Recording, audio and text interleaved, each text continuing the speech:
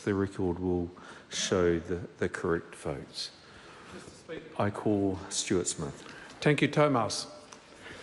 Mr Speaker, the Consumers' Right to Know country of origin of our food bill was introduced by Stephen Browning, who happens to be one of my constituents, a former Green MP and certainly a man who stood on his principles. He's a guy I know very well, and I've sent him a text to tell him his bill was coming up, so he assures me he is watching the bill go through the House, and while he's not able to shepherd it through now himself, I know he'll be very justifiably proud. This bill is really important, actually, and I think I had quite a bit of difficulty, I think, with a number of people across the House not understanding the importance of this bill and why it is so important. And coming from a wine industry background, I think what people misunderstood was how people do connect with where their food comes from. And the difficulties that have been alluded to before are actually with the drafting of the bill in its original state. However, the Select Committee did do a lot of work on getting the drafting to a point where it was bared back to quite the minimum to allow the Minister to actually, through regulation-making powers, to add foods as they go along as seen fit. And where the bill has come in at the moment, it is at its simplest form, being single ingredient foods such as fruit and vegetables and meat, of course, but where the difficulty came was things around like bacon, which had been in fact cured, and those sorts of issues where it did in fact have another ingredient. Those things can and will be worked through with the benefit of the Minister's regulation-making powers now that the bill has been pared back a bit. Pork, of course, has been mentioned, is a major benefactor of this, and I certainly have the largest pork farm in my electorate in Pātaua Farms, and the Stern family run a fantastic operation there, and it's great that they and other pork producers have now a way of identifying their product on the shelf so that consumers can make an informed decision about what they buy. And as I said, coming from a wine industry background, I've always struggled to see why people saw this as a difficult thing to do.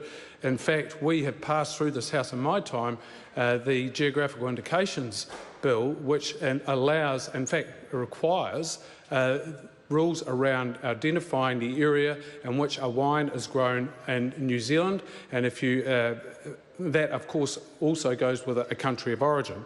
And all of this goes back to, in fact, the wine industry and the cheese industry are really good examples around the world where the location of where those things are produced are very, very important. For example, champagne. You can't make champagne unless it will claim champagne on a label unless it's been grown, made and actually bottled in Champagne, the region in France.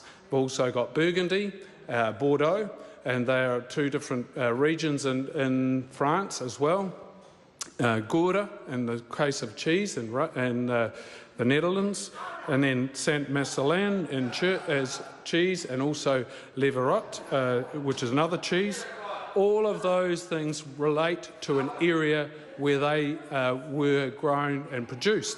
Of course, some on the other side don't have the understanding of what happens around the world in terms of food and wine, but I'm quite happy to help educate them outside of the House. As long as you pay, I'll go through the wine list for you, and we can have a good little experience. Dr. Webb is a very enthusiastic supporter of that idea, I can see. But back to the bill, I think when we went through all this through Select Committee, it was quite clear that there was a real will for this to go through. There was only a couple of minor objections from industries which didn't seem to understand the benefits that New Zealanders will get out of this. I congratulate Stephen Browning for bringing the bill to the House and Gareth Hughes for taking it over.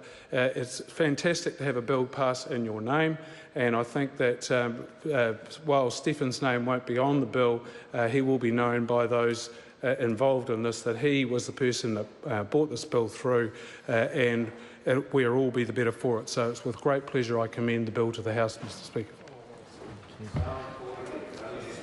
This is a split call. 5 minutes. I call Reno Tirikatene. I am very pleased to